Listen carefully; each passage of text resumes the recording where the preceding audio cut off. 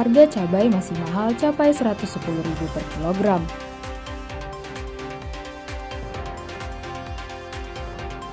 Satgas dan Mekaten tangkap pemasok amunisi untuk KKB Puncak Jaya. Pesawat Trigana Air angkut 41 penumpang tergelincir di Bandara Oksibil.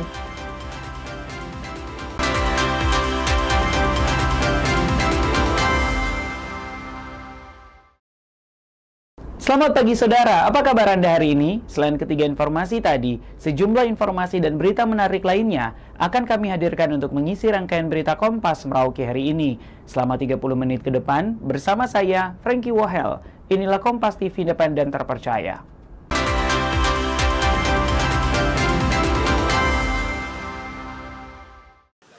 Harga cabai rawit di Pasar Roamanggung Merauke hingga pekan ini masih cukup tinggi meski stok tersedia. Naik turunnya harga cabai dipengaruhi oleh kualitas dan pasokan yang sebagian besar masih didatangkan dari luar daerah. Salah satu pedagang, Lis, mengaku harga cabai rawit mulai dari Rp90.000 hingga Rp110.000 per kilogram. Harga cabai miliknya dipengaruhi oleh biaya kiriman dari luar dan kualitasnya. Semakin bagus kualitas cabai, harganya pun semakin tinggi. Ada yang harga 90, ada yang 110 yang bagus. Tetap sih harganya masih mahal karena kan kiriman juga mahal, tapi harganya sesuai cabenya atau kualitasnya. Kalau yang bagus ya harganya mahal, kalau yang agak murah sih kalau yang agak jelek. Pedagang berharap harga cabai tidak kembali naik agar daya beli masyarakat tetap terjaga menjelang akhir tahun. Kathleen Romera, Kompas TV Merauke, Papua Selatan. Harga bawang merah dan bawang putih di Pasar Roamanggung Merauke hingga awal pekan ini masih berada di kisaran normal.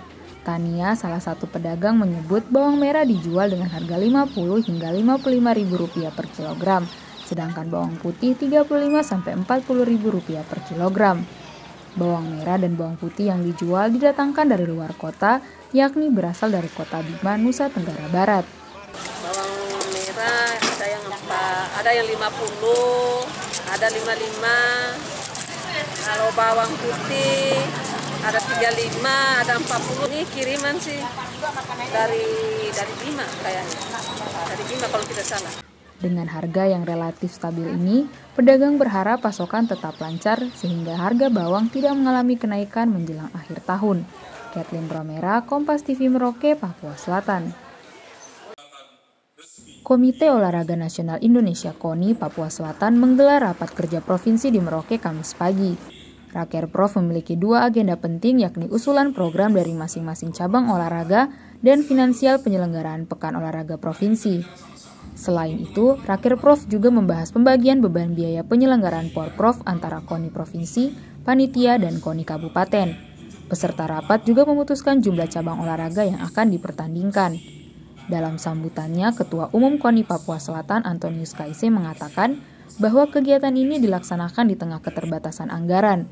Namun, keterbatasan tersebut tidak boleh menjadi penghalang bagi insan olahraga untuk tetap bangkit dan menyelenggarakan ajang olahraga terbesar di Papua Selatan. KONI Papua Selatan hanya menerima alokasi dana sekitar Rp3,5 miliar. Hari ini kita selenggarakan kegiatan ini di tengah-tengah keterbatasan yang kita alami. Keterbatasan anggaran, keterbatasan waktu. Tetapi sebagai insan olahraga yang memiliki semangat, kita tidak boleh hanyut dalam keterbatasan itu. Kita harus tetap berdiri, kita tetap bangkit untuk menyelenggarakan peristiwa olahraga di Provinsi Papua Selatan. Kita harus berterima kasih kepada pemerintah Provinsi Papua Selatan. Di tengah-tengah efisiensi anggaran yang begitu besar, kita dikasih 3,5 miliar Bapak Ibu. Angka ini sangat jauh dari usulan kebutuhan yang kita usul. Antonius juga berharap Porprov tidak hanya menjadi ajang kompetisi, tetapi juga memberi efek domino positif, mulai dari hiburan masyarakat hingga pertumbuhan ekonomi daerah. Selain membahas Porprov, rapat kerja kali ini juga dijadwalkan launching logo dan maskot resmi Pekan Olahraga Provinsi Papua Selatan sebagai simbol identitas olahraga daerah. Kathleen Romera, Kompas TV Merauke, Papua Selatan.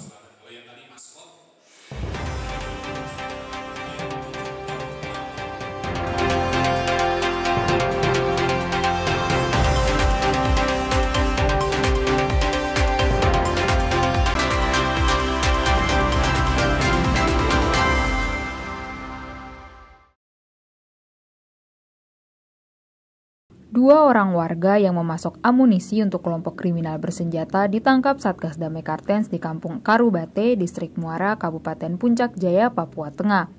Kedua warga yakni Erek Enumbi alias Udara dan Hugon Gire alias Yemiter Murib ditangkap saat keduanya melakukan transaksi beli amunisi dari salah satu warga.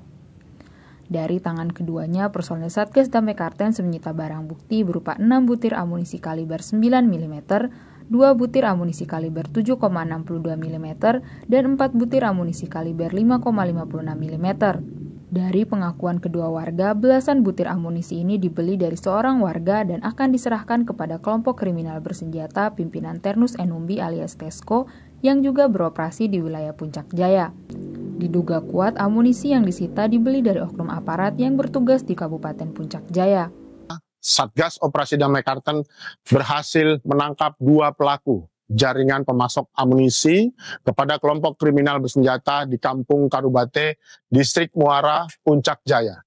Pelaku atas nama Hugon Gire alias Yemiter Murib dan Erek Enumbi alias Udara terbukti membawa 12 butir amunisi yang rencananya akan diserahkan kepada kelompok kriminal bersenjata pimpinan Ternus Enumbi alias Teslo. Vindi Rakmeni, Kompas TV Jayapura, Papua. Pesawat Trigana Air dengan nomor registrasi PKYSJ tergelincir di Bandara Oksibil, Kabupaten Pegunungan Bintang, Provinsi Papua Pegunungan pada Rabu siang.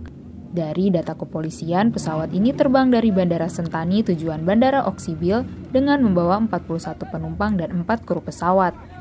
Pada saat pesawat landing dari runway 11, ban depan pesawat pecah sehingga pesawat keluar dari runway dan tergelincir kurang lebih 700 meter ke arah runway 29. Meski tergelincir hingga 700 meter, namun seluruh penumpang dan kru pesawat tidak terluka dan dalam keadaan aman.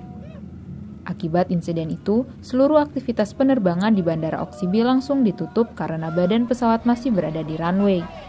Sekitar pukul 15.00 waktu Indonesia Timur, tim gabungan dari TNI Polri bersama petugas bandara dan kru pesawat mengevakuasi pesawat dari runway menuju apron dengan cara didorong dan dibantu forklift.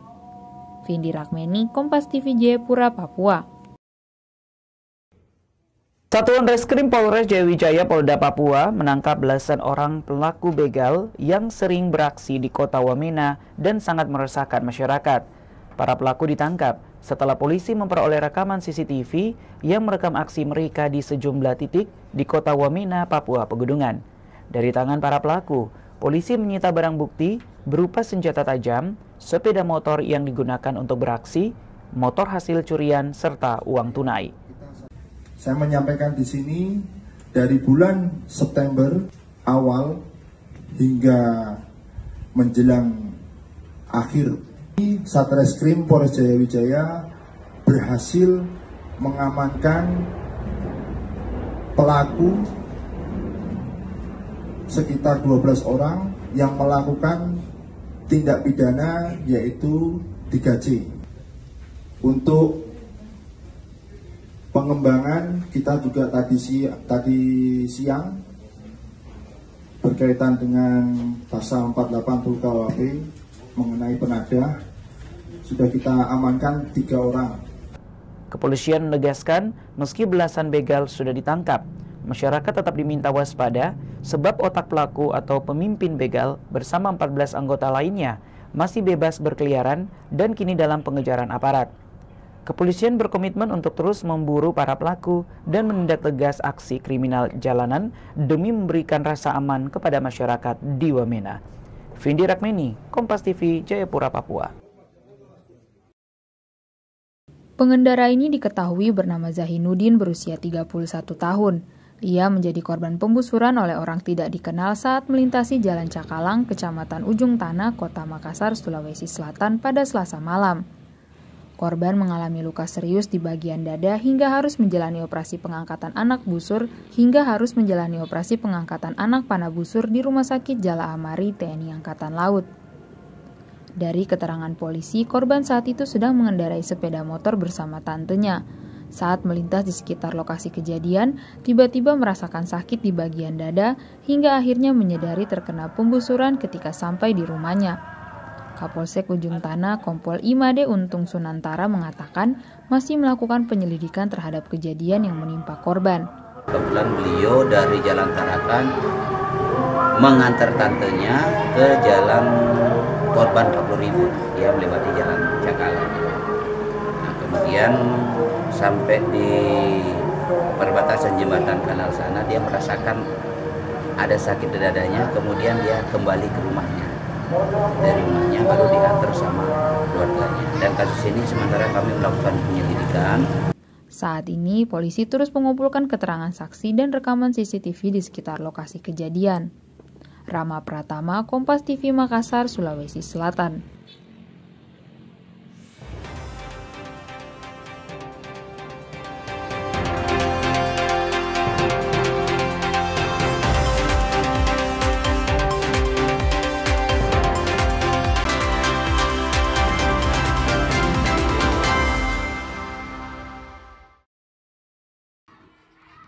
Program Makan Bergizi yang dikelola oleh Satuan Pelayanan Pemenuhan Gizi Mitra Putri Papua Selatan dihentikan sementara sejak Senin lalu. SPPG Mitra Putri Papua Selatan melayani 8 sekolah dengan jumlah 3.963 porsi MBG. Salah satu sekolah yang terkena dampak pemberhentian sementara ini adalah Sekolah Dasar Yapi 1 Merauke. Kepala Sekolah SD Yapi 1 Merauke, Eva Hasan, mengatakan pihaknya sudah menerima pemberitahuan dari dapur penyedia makanan terkait penghentian sementara ini. Informasi yang diterima pihaknya bahwa adanya kendala administrasi dan menunggu pencairan dana. Menurutnya, dampak cukup dirasakan anak-anak karena selama ini hampir sebulan terakhir mereka terbiasa mendapat makanan bergizi setiap hari. Bahkan sejumlah orang tua sempat bertanya mengapa program MBG tidak berjalan. Sebelumnya kan sudah ada pemberitahuan dari dapur, dari pihak dapur kalau untuk hari Senin mungkin mereka libur. Nah, katanya itu mereka satu itu ada yang lagi ngurus sertifikat, yang kedua menunggu transfer dana. Kalau bilang dampaknya ke anak-anak pastilah Mbak ya, karena sudah beberapa waktu ini hampir 1 bulan ya, itu rutin setiap hari, terus kemarin tidak ada. Jadi ada sih orang tua yang sempat nanya, kenapa enggak ada makan? Nah, baru kami jelasin gitu. Pihak sekolah juga menambahkan pentingnya keberlanjutan program MBG karena selain menunjang kesehatan, gizi juga berpengaruh pada semangat belajar dan kehadiran anak-anak di sekolah. Adapun program MBG dijadwalkan kembali normal mulai Kamis besok. Tim Liputan, Kompas TV Merauke, Papua Selatan. Pemerintah Kabupaten Merauke secara resmi bekerja sama dengan TNI Polri dalam rangka peningkatan kualitas pendidikan di Merauke. Kerjasama ini ditandai dengan penandatanganan perjanjian kerja pada 3 September lalu. Melalui perjanjian ini, aparat TNI Polri akan mendampingi satuan pendidikan khususnya untuk memastikan keamanan sekolah dan memantau kedisiplinan guru agar tetap berada di tempat tugas. Kepala Dinas Pendidikan Merauke Romanus Kandekahol mengatakan, pendampingan ini tidak akan mengganggu tugas utama guru dalam proses belajar mengajar. Diharapkan kerjasama ini menjadi fungsi kontrol tambahan dalam menyiapkan sumber daya manusia yang bermutu dan berkualitas bersamaan dengan Asta Cipta Presiden Republik Indonesia. Selain itu, tantangan dunia pendidikan saat ini semakin kompleks, mulai dari penyalahgunaan narkoba, judi online, penyalahgunaan handphone hingga HIV/AIDS sudah merambah ke lingkungan sekolah, sehingga guru tidak dapat berperan sendiri dan membutuhkan peran dari semua pihak. Tugas pendampingan ini tidak mengganggu peran guru. Jadi guru silakan melaksanakan tugas pokok dan fungsi sesuai dengan mata pelajaran yang menjadi fokus daripada tugas guru. Kemudian pendampingan ini juga sebagai fungsi kontrol dari pemerintah, terutama untuk mengawal bersama Asta Cipta Presiden Republik Indonesia berkaitan dengan menyiapkan sumber daya manusia yang bermutu dan berkualitas. Hal ini disambut baik oleh Kapolres Merauke Leonardo Yoga. Pihaknya menugaskan 55 anggota Babin Kaptipmas dan akan mengawasi 106 sekolah yang tersebar di seluruh distrik dan kampung di Kabupaten Merauke. Selain itu, pengawasan ini lebih ke sekolah-sekolah di pedalaman seperti di distrik Okaba, Kimam, Ilwayap, dan sejumlah distrik yang lebih membutuhkan perhatian. serta dapat dipastikan tidak ada tindakan militerisasi dalam kegiatan ini. Untuk kami sendiri dari Polres Merauke, kami menugaskan 55 anggota Babin Kamtipmas yang akan mengawasi jalannya pendidikan di 106 sekolah yang tersebar di seluruh distrik dan kampung-kampung di Kabupaten Merauke. Sebenarnya titik beratnya itu sekolah-sekolah yang ada di pedalaman, ya, seperti yang ada di Okaba, Kimam, Ilwaya, di distrik-distrik terjauh itu tentunya lebih membutuhkan perhatian dibanding yang di seputaran kota. Kerjasama ini menjadi langkah strategis untuk mengawal pendidikan bermutu, sekaligus dapat meningkatkan kualitas pendidikan baik dari sisi pengajar maupun sisi peserta didik. Kathleen Romera, Kompas TV Merauke, Papua Selatan. Kapolda Papua Irjen Pol Patri Gerenwarin didampingi Irwasda Polda Papua Kombes Pol Jeremias Rontini melakukan inspeksi mendadak terhadap pelaksanaan program makan bergizi gratis di sejumlah sekolah di Kota Jayapura. Inspeksi Kapolda ini untuk memastikan makanan yang dikonsumsi anak-anak sekolah bersih, sehat, dan higienis. Dalam inspeksi yang berlangsung, Kapolda berdialog dengan para guru dan siswa tentang kualitas makanan yang disiapkan oleh Sentra Pengolahan dan Penyedia Gizi atau SPPG Polda Papua. Tak hanya berdialog, Kapolda dan Irwasda Polda Papua juga menyempatkan diri untuk makan bersama dengan para siswa. Langkah ini diambil sebagai bentuk pencegahan terhadap potensi keracunan makanan dan isu makanan basi yang sempat beredar. Sementara itu, Kabid Humas Polda Papua Kombes Pol Cahyo Soekarnito mengatakan bahwa Polda Papua memiliki 2 dapur SPPG yang melayani kurang lebih 3.518 siswa dari jenjang PAUD hingga SMA di Kota Jayapura. Dalam penyalurannya, Polda Papua menerapkan standar keamanan pangan yang ketat, yakni setiap makanan diperiksa oleh tim food security dari Bidokes Polda Papua sebelum didistribusikan ke sekolah. Pemeriksaan food security ini sebagai upaya untuk menjaga kualitas gizi anak-anak Papua demi masa depan yang lebih sehat dan cerdas. SPPG Polda Papua melaksanakan standarisasi pengecekan makanan security food sebelum makanan disajikan dan diantarkan ke sekolah-sekolah yang dilayani, yang dilaksanakan oleh petugas security food dari Bidokes Polda Papua. Hal ini dimaksudkan untuk mencegah hal-hal yang tidak diinginkan, khususnya isu-isu yang sekarang beredar adanya keracunan dan makanan basi. Vindi Rakmini, Kompas TV Jayapura, Papua. Kurang lebih 10 hari melakukan pencarian, tim gabungan TNI Polri kembali menemukan 6 orang penambang yang menjadi korban pembantaian kelompok kriminal bersenjata di distrik Seradala, Kabupaten Yahukimo, Papua Pegunungan.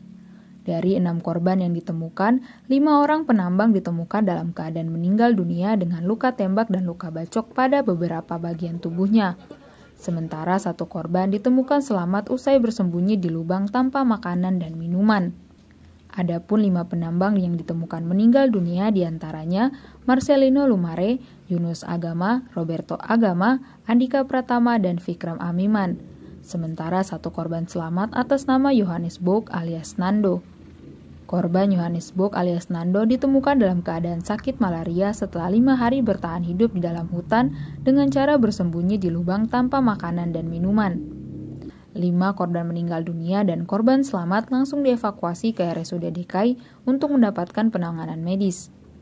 Dengan ditemukannya 5 korban meninggal dan 1 korban selamat, maka total korban meninggal akibat pembantaian KKB di Kabupaten Yahukimo menjadi 7 orang, sementara korban selamat menjadi 5 orang. Satgas Operasi Damai Karten bersama aparat gabungan berhasil mengevakuasi dan mengidentifikasi 3 jenazah, serta 1 korban selamat di area Kali Ahom, Distrik Seradala, Kabupaten Yahukimo. Korban dapat selamat setelah bertahan hidup selama 5 hari di dalam hutan, bersembunyi dalam lubang tanpa makanan dan minuman.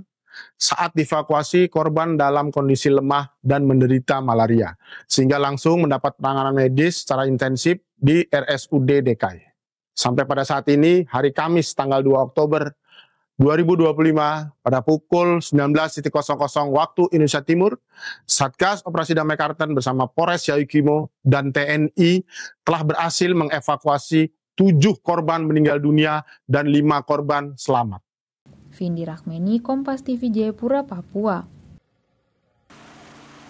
Berbekal bahan-bahan sederhana seperti kotoran sapi, dedak, dan gula merah, kelompok wanita tani di Kamundu dilatih mengolah limbah serai wangi menjadi pupuk organik sekaligus pestisida nabati. Pelatihan ini diberikan oleh dosen dari Universitas Musamus Merauke sebagai bentuk dukungan terhadap pertanian rumah tangga yang ramah lingkungan. Salah satu alasan penting pelatihan ini dilakukan adalah untuk mengurangi biaya pertanian dengan membuat sendiri pupuk dan pestisida. Para petani lokal tidak lagi tergantung pada produk kimia yang mahal. Pembuatan pupuk dan pestisida organik dari limbah serai wangi ternyata tidak rumit. Cukup dicampur dengan difermentasi dalam kantong kompos selama kurang lebih 12 minggu dan pupuk siap digunakan. Semua yang bersifat organik itu kan diambil dari alam, kembali juga ke alam. Nah, ampas padat serai wangi ini kan kita ambil dari alam, dia dalam bentuk tumbuhan. Jadi dia juga akan lebih baik jika pada saat kembali ke tanah itu bahan-bahannya mudah terdekomposisi, mudah kawin dengan tanah gitu. Jadi tidak memberikan efek samping terhadap tanah kita, tidak, tetap membuat tanah kita sehat gitu, tidak semakin miskin hara. Melalui pelatihan ini, para mama Papua berharap dapat secara mandiri membuat dan mengelola sendiri pupuk dan pestisida untuk diaplikasikan pada tanaman mereka. Kami pikir begini, di daerah kami ini kan tempat kalau panas begini kita lihat kering, kalau musim hujan biasanya banjir. Jadi kita biasa pakai tanam alternatif saja untuk mempermudah kami dengan polybag. Polybag ini juga hanya cuma pengisian tanah. Enggak ada bapak. Campur sekam, sekam padi, biasa pakai sekam kayu. Itu juga belum tidak seperti yang olahan tadi, hanya kosong saja. Jadi ya berharapnya mungkin dengan adanya kegiatan seperti begini bisa bermanfaat dengan kita punya program kegiatan tanam-menanam dalam polybag ini seperti rica, tomat, itu seperti begitu. Dari Merauke, inovasi sederhana ini menunjukkan bahwa pertanian ramah lingkungan bisa dimulai dari rumah dengan bahan seadanya. Tim Liputan, Kompas TV Merauke, Papua Selatan. Cuaca panas kerap membuat siapapun ingin menikmati sesuatu yang segar dan dingin. Jika biasanya bubur identik dengan sajian hangat, lain halnya dengan kuliner unik satu ini, sesuai julukannya, es bubur legendaris yang sudah menemani warga Merauke sejak puluhan tahun lalu. Perpaduan bahan baku kacang hijau, ketan hitam, sagu mutiara, dan siraman santan disajikan di atas serutan es yang menyegarkan. Tak hanya menghilangkan dahaga, es bubur ini juga menyimpan kenangan dan cerita panjang dari sang penjual, Kasijan, yang telah berjualan sejak tahun 1986. Berjualan di lokasi yang strategis, tepat di dekat sekolah, membuat jajanan tradisional ini menjadi favorit lintas generasi, mulai dari anak-anak hingga orang dewasa. Sikap ramah dan penuh senyum menjadi ciri khas Kasijan dalam melayani pembeli. Ia tak hanya menjual es bubur, tetapi juga pelayanan yang tulus kepada warga, membuat warga tertarik menyantap jajanan legendarisnya. Seporsi es bubur dibanderol dengan harga Rp10.000. Namun Kasijan tak pernah keberatan jika ada pelanggan yang membayar di bawah harga tersebut. 1986. Kalau di sini jam 12 baru nyampe biasa. Nanti jam setengah 3 baru kita keluar dari sini. 10.000 deh. Itu yang harga standar itu. Oh. Tapi kalau ada punya berapa saja ya kita layan. Tapi pembeli kadang-kadang ya minta satu porsi yang 20.000 ya saya layani yang 20.000, 15.000 ya 15.000. Di tengah maraknya jajanan modern, es bubur Kasijan tetap bertahan sebagai simbol rasa kehangatan dan kenangan di tengah cuaca terik Merauke. Tim Liputan, Kompas TV Merauke, Papua Selatan. Saudara, informasi tadi sekaligus menutup perjumpaan kita dalam Kompas Merauke edisi hari ini. Saya Franky Wohel, mewakili tim kerabat kerja yang bertugas, menyampaikan terima kasih atas perhatian Anda. Saksikan terus Kompas TV, independen terpercaya. Sampai jumpa.